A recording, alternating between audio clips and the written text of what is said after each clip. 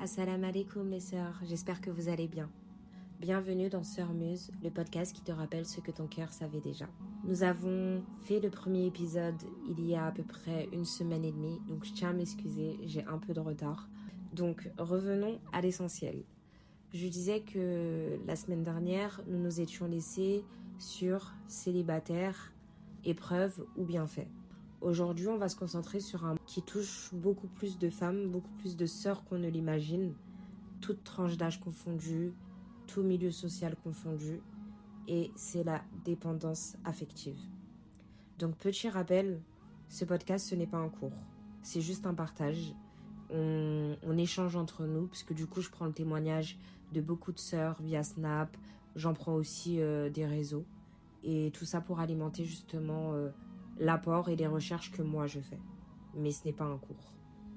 Donc, pour ce podcast, il y a quelques questions que je vais vous poser et essayer de répondre de manière naturelle, directement après que je pose la question, pour voir si vous vous êtes déjà retrouvé dans cette situation ou avec ce type de ressenti.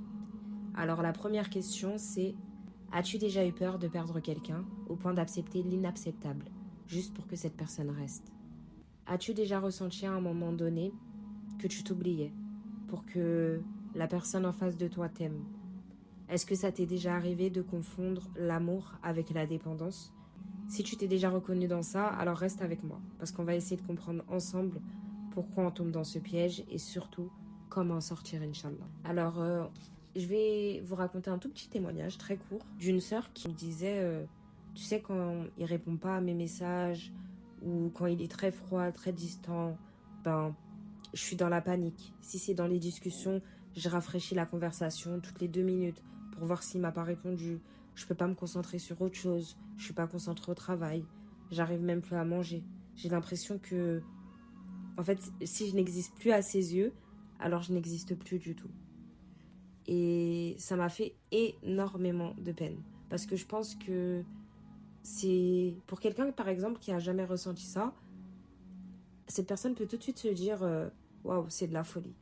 Et oui, c'est de la folie, mais c'est une folie qui peut tellement toucher tout le monde, dans le sens où, partons dans l'extrême. La dernière fois, j'écoutais une interview d'un, je sais pas si c'était un juge ou je sais plus, et on lui a posé la question: est-ce que tout le monde dans sa vie est susceptible de commettre un crime, ou est-ce que c'est juste un type de profil bien prédéfini? Et l'homme a répondu: pas du tout. J'ai vu passer tout type de profil. Il suffit d'un moment de faiblesse, d'un moment d'excès, d'un moment où on a l'impression que toutes les portes sont fermées. Et vraiment, la foi, c'est ce qui te sauve de ces situations-là. Parce que tu t'en remets à ton Seigneur. Tu crois au destin, qu'il soit bon ou mauvais. T'as tous ces fondements-là qui t'empêchent de sombrer.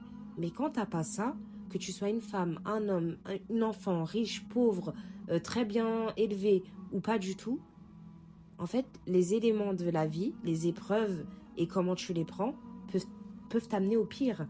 Et là, je vous ai donné l'exemple du crime, mais c'est similaire avec la dépendance affective, puisque pour moi, c'est un crime envers sa propre personne. C'est juste plus lent. Donc, commençons avec la première partie. Et cette première partie, on va essayer... Donc, commençons dans cette première partie, on va essayer de comprendre qu'est-ce que la dépendance affective. Alors la définition qui nous est donnée, c'est que la dépendance affective, c'est quand une personne a tellement besoin d'amour, d'attention ou de validation qu'elle n'arrive plus à être bien toute seule. Elle croit qu'elle ne vaut rien sans l'autre et que son bonheur dépend forcément d'une relation. En gros, pour faire plus simple, c'est quand ton équilibre émotionnel, il va dépendre entièrement d'une autre personne. En fait, tu ne te sens pas exister, tu ne te sens pas aimé ou tu ne te sens pas en sécurité si l'autre est absent. Et quand il est là, tout ce que je viens de citer se manifeste. Si l'autre t'aime, si l'autre te valide, forcément, là, tu te sens accompli. Sinon, autrement, ça crée un vide. À travers ce que je vais vous citer, l'idée, c'est de vous montrer que ce n'est pas une faiblesse. Ce n'est pas un caprice, la dépendance affective. C'est souvent un schéma qui a des racines très, très profondes.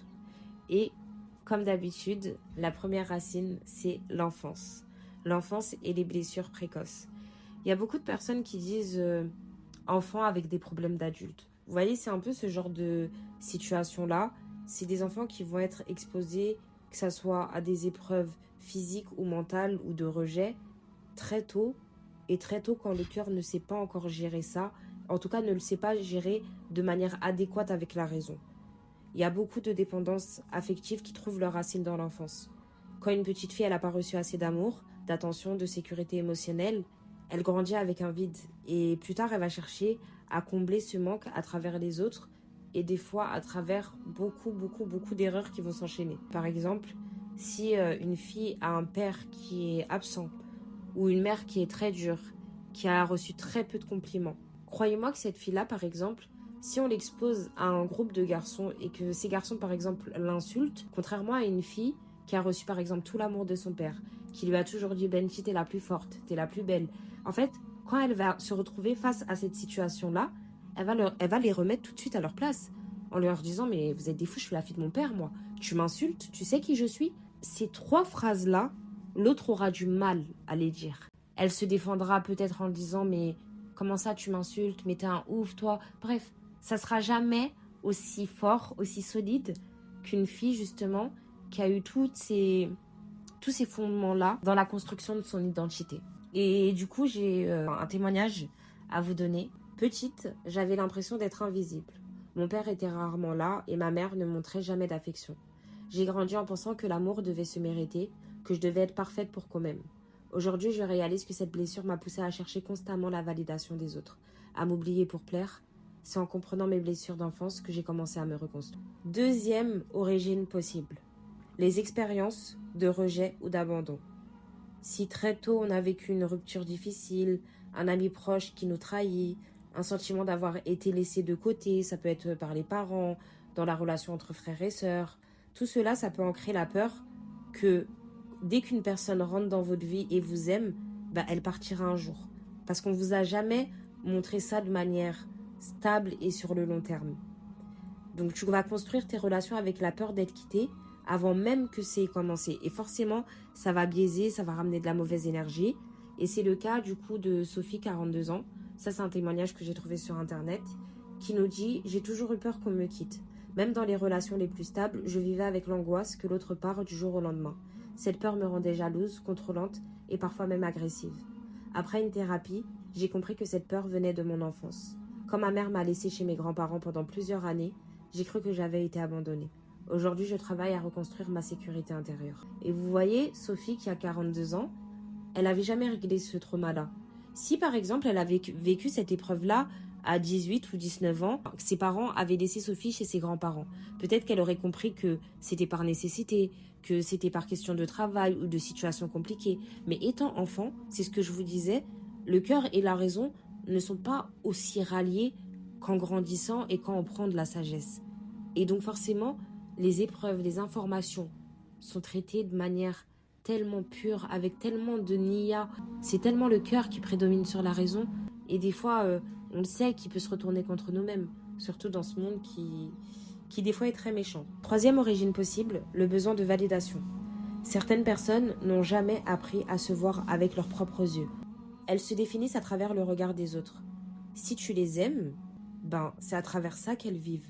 Et vous allez voir que c'est le genre de personnes qui vont se dévouer pour les autres, qui veulent à tout prix être bien vues, une critique, un mauvais truc. Ces personnes-là ne supportent pas. C'est comme si leur miroir intérieur ne fonctionnait pas et qu'elles empruntaient toujours celui des autres pour se voir. Là, on a le témoignage de Claire, 38 ans, qui nous dit « Pendant longtemps, je ne savais pas qui j'étais. Sans le regard des autres, si on m'aimait, je me sentais bien. Si on m'ignorait, je me sentais vide. J'avais besoin qu'on me dise que j'étais importante, que j'avais de la valeur. C'est en thérapie que j'ai compris que je ne m'étais jamais autorisée à me voir avec mes propres yeux.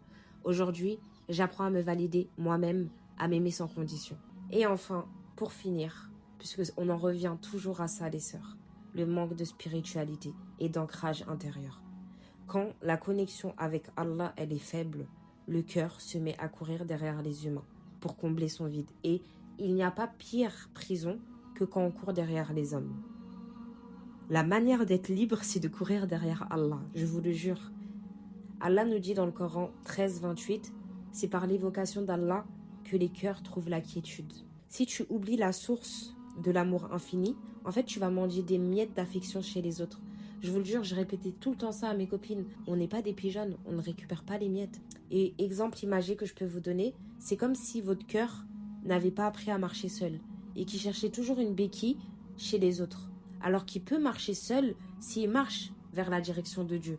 Mais en allant vers les hommes, il a besoin de se tenir, il a besoin de se maintenir. Quand tu n'as jamais appris à te sentir en sécurité seul, en fait, tu construis tes choix autour de la peur d'être abandonné. Ça repose sur ça, la dépendance affective. Et le dernier témoignage que je vais vous donner, Amina, 29 ans, qui nous dit « Je passais mon temps à chercher l'amour chez les autres. Chaque relation devenait une obsession, comme si ma valeur dépendait du regard qu'on me portait. » Je fais une petite pause. Vous voyez les sœurs, quand on rencontre un frère et qu'à la seconde d'après, on s'imagine marier, des enfants, etc. Bon, des fois, oui, c'est vrai, c'est mignon, et des fois, ça se passe, et des fois, ça montre à quel point on a un vide, et dès qu'il y a une petite lueur, on se raccroche à ça vite pour combler ce vide-là. C'est qu'il y a encore du travail dans ce cas-là. Donc, je continue. Mais malgré tout, je me sentais vide. C'est en revenant vers Allah, en me reconnectant à lui dans mes prières et mes invocations que j'ai compris. Je cherchais chez les humains ce que seul le Créateur pouvait m'offrir. Depuis, mon cœur est plus apaisé. Je ne cours plus après l'amour, je le reçois dans la sérénité. Alhamdulillah. Qu'Allah préserve cette sœur. Donc voilà, à travers ces témoignages et à travers ces différentes origines, j'espère avoir pu définir au mieux la dépendance affective. C'est pas quelque chose qui nous est expliqué forcément de manière religieuse, mais en réalité, quand on dit que tout est dans la religion on nous le dit, courir après les gens, c'est une prison. T'as ton repos, ta guérison. Allah est Shafi, celui qui guérit de manière absolue. C'est pas un pansement. Continuons. Les conséquences, maintenant qu'on a vu les origines. Alors la première conséquence, c'est qu'on va croire qu'on choisit par amour, mais les filles, on est en train de choisir par manque. Et il n'y a pas pire comme bêtise. L'idée, c'est que la peur de la solitude fait accepter des relations qui peuvent être toxiques. Une femme va rester avec un homme infidèle, voire violent, parce qu'elle croit qu'au moins lui, il est là, qu'au moins lui, il l'aime. Et quand on croit qu'on vaut rien toute seule, on accepte tout pour ne pas justement être seule. Ce mécanisme, ça s'appelle l'autosabotage relationnel. On va s'attacher à des personnes qui confirment nos croyances négatives. Je ne mérite pas mieux. En fait, le pire, c'est que dans ces relations toxiques, c'est que c'est pas la personne en face qui va vous faire croire le contraire. Au contraire, elle va appuyer cette idée-là. Et ça devient un cercle vicieux. On a le témoignage d'une sœur qui a 36 ans qui nous dit « Je suis restée avec lui pendant plusieurs années. Malgré les humiliations, les tromperies, les cris, je me disais au moins il est là. J'avais tellement peur d'être seule que je préférais souffrir que d'affronter le vide.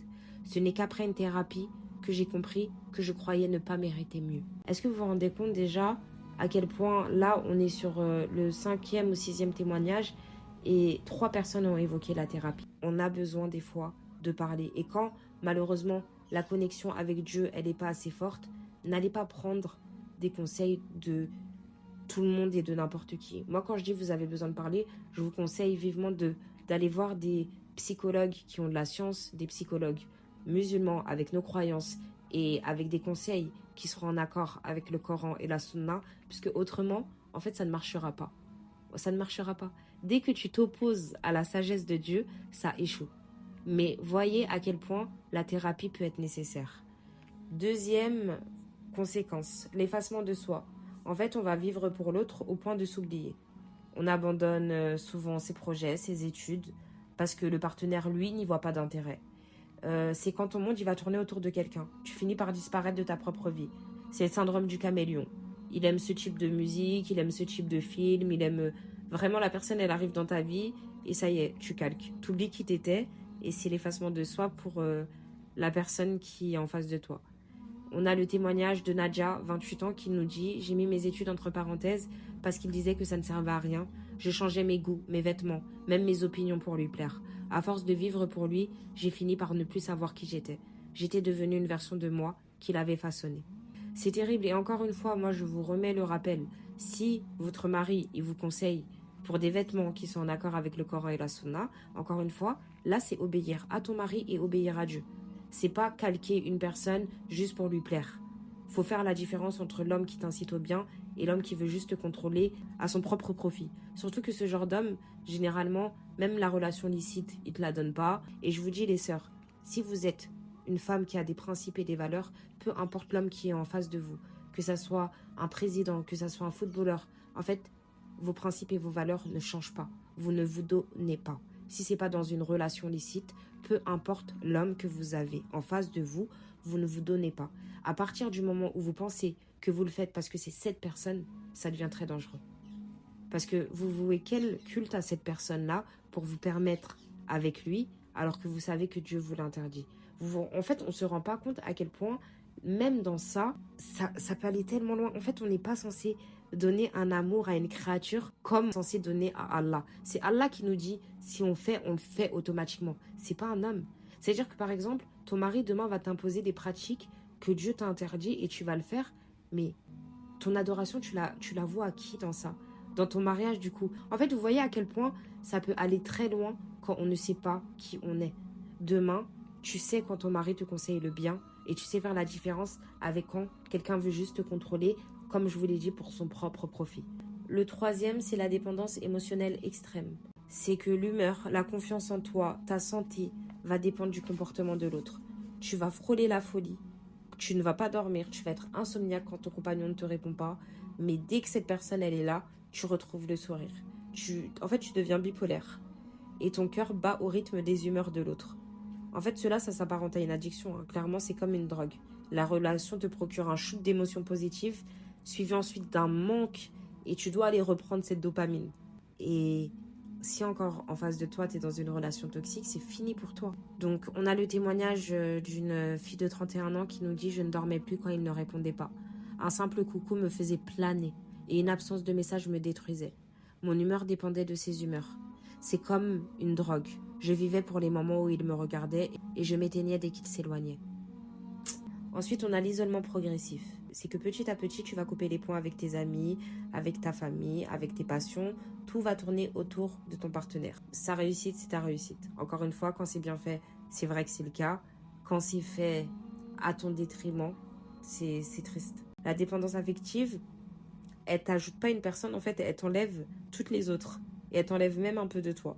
L'isolement va renforcer la dépendance, forcément, c'est un cercle vicieux. Et sans repère extérieur, l'emprise, elle devient totale. Donc Camille, 33 ans, qui nous dit « Avant lui, j'avais une vie, des amis, des projets, des passions. Petit à petit, j'ai tout laissé. Il disait que mes copines m'influençaient mal, que mes projets étaient inutiles. Aujourd'hui, je n'ai plus que lui et je ne me reconnais plus. » Donc on comprend qu'elle est encore dans cette situation. Et enfin, pour finir, on a l'épuisement et la perte de dignité. Parce que tu vas chercher sans cesse à être aimé, tu vas finir par te vider, accepter des choses que tu n'aurais jamais acceptées avant et tu vas abîmer ton estime de toi. Parce que tu existes et tu te blesses. Au final, de tes propres mains, par tes propres choix, tu vas te blesser. Une sœur qui supplie son partenaire de rester malgré ses tromperies. C'est des situations où on ne comprendrait pas. On croit aimer plus fort alors qu'en fait, on s'oublie plus vite, c'est tout. C'est l'épuisement émotionnel qui mène souvent à l'anxiété, la dépression, voire à la somatisation. C'est des mots qui vont devenir physiques et qui vont être liés justement à ce stress relationnel. On a Fatima, 35 ans, qui nous dit « Je l'ai supplié de rester, même après avoir découvert ses infidélités. Je me disais que si je changeais, il m'aimerait mieux. Mais plus je donnais, plus je me perdais. J'étais épuisée, vidée, et je ne me regardais plus dans le miroir. J'avais troqué mon amour propre contre des miettes d'attention. » À travers ces témoignages, je pense que vous comprenez à quel point ça peut aller très très loin et à quel point s'en préserver est nécessaire.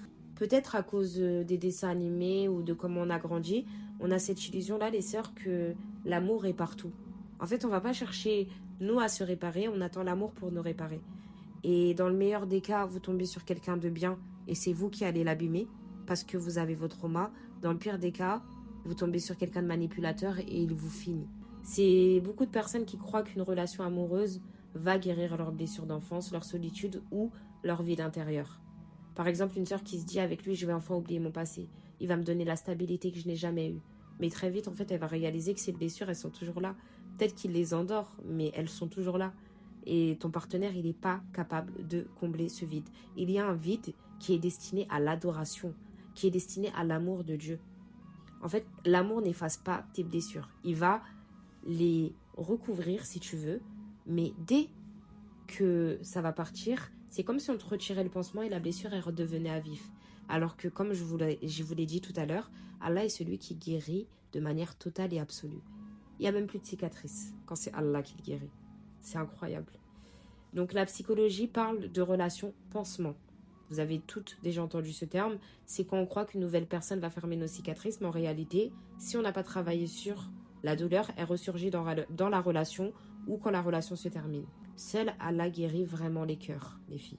L'amour humain peut accompagner, mais il ne peut pas remplacer le travail intérieur et notre lien avec notre Créateur. Il y a une femme qui, déjà dans un livre, j'avais lu une femme, elle avait fait 34 ans de mariage avec son mari et elle disait que ça fait 32 ans qu'elle attend que ça redevienne comme les 2 premières années.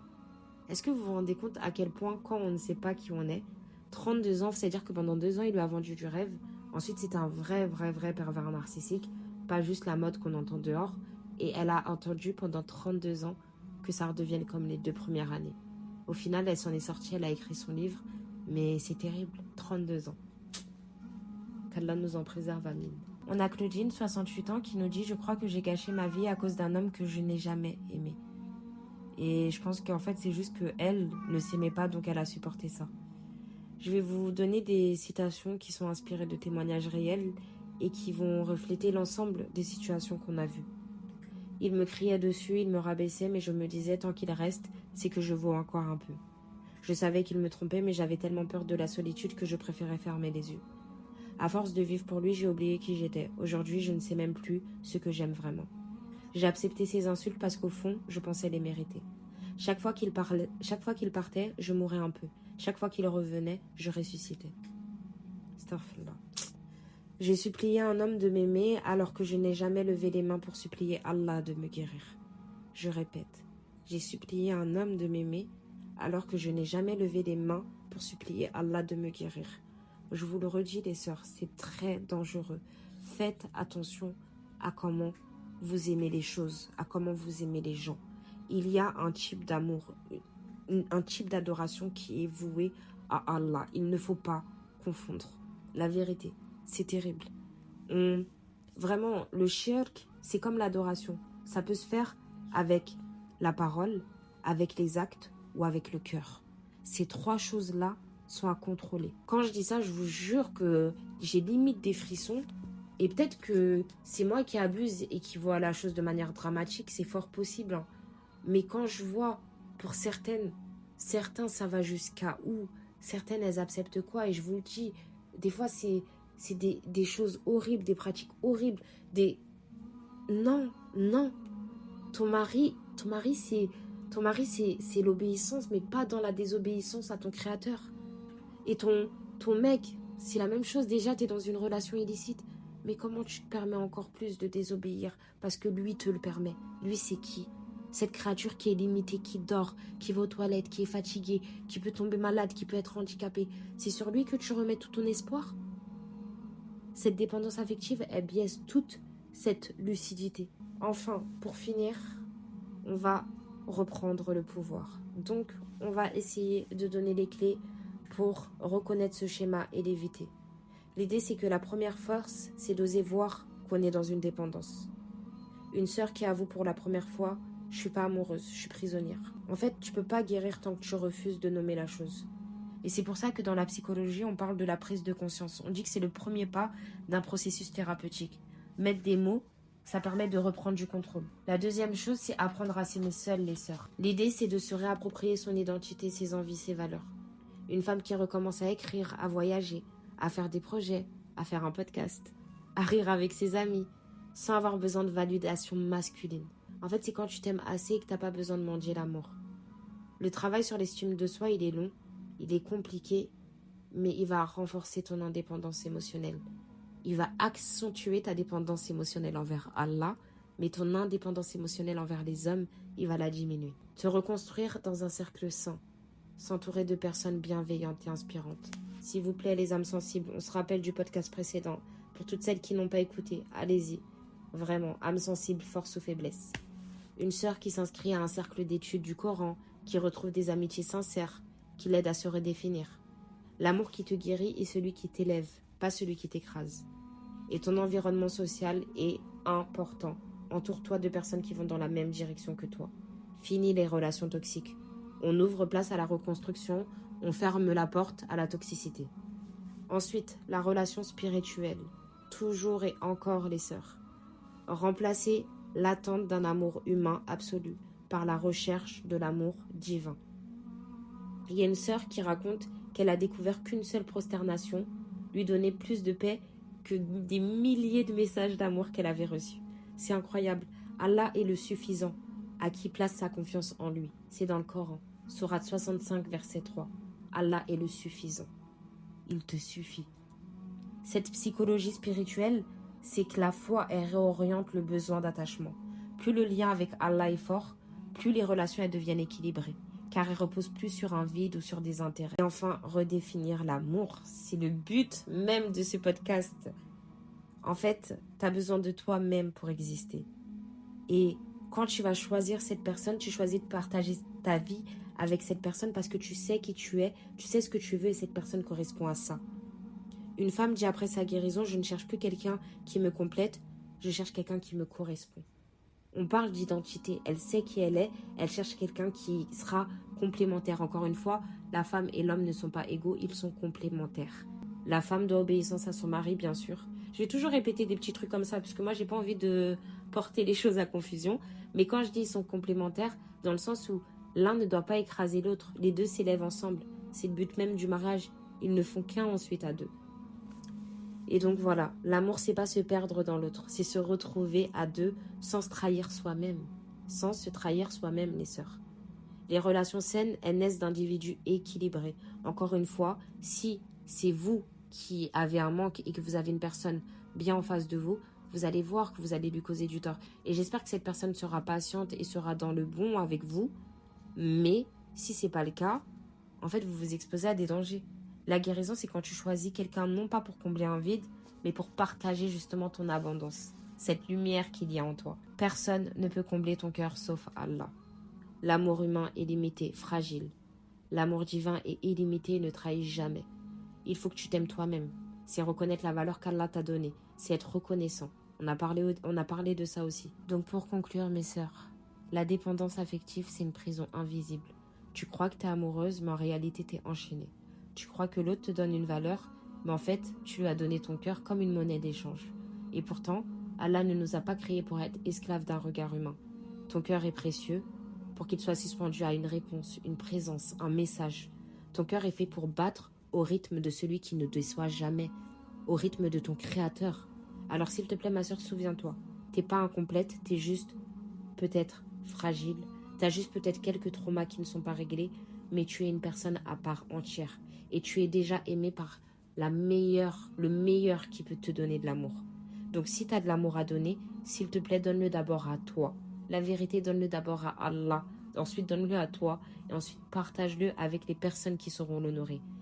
Parce que la vraie guérison, c'est pas de trouver quelqu'un qui te retienne, c'est d'apprendre à marcher seul, la tête haute, et de savoir que Allah marche tous les jours avec toi. Dans le prochain épisode, je vais interviewer une femme mariée avec des enfants depuis un certain temps. Allahumma barak, qu'Allah la préserve. Et justement, un mariage sain, c'est pas une prison. C'est pas un lieu où tu t'effaces, c'est une alliance où deux âmes cheminent vers Allah et s'élèvent l'une et l'autre. Je suis très contente de cet épisode puisque j'ai réussi à vous donner toutes les infos que je voulais vous donner.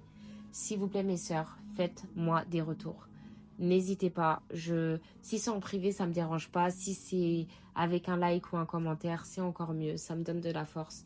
Mais peu importe, faites-moi des retours et dites-moi ce que ce podcast vous évoque. J'ai hâte de vous retrouver dans le prochain épisode. Et restez fortes, mes sœurs. Placez votre confiance en Allah et en ensemble. Assalamu alaikum.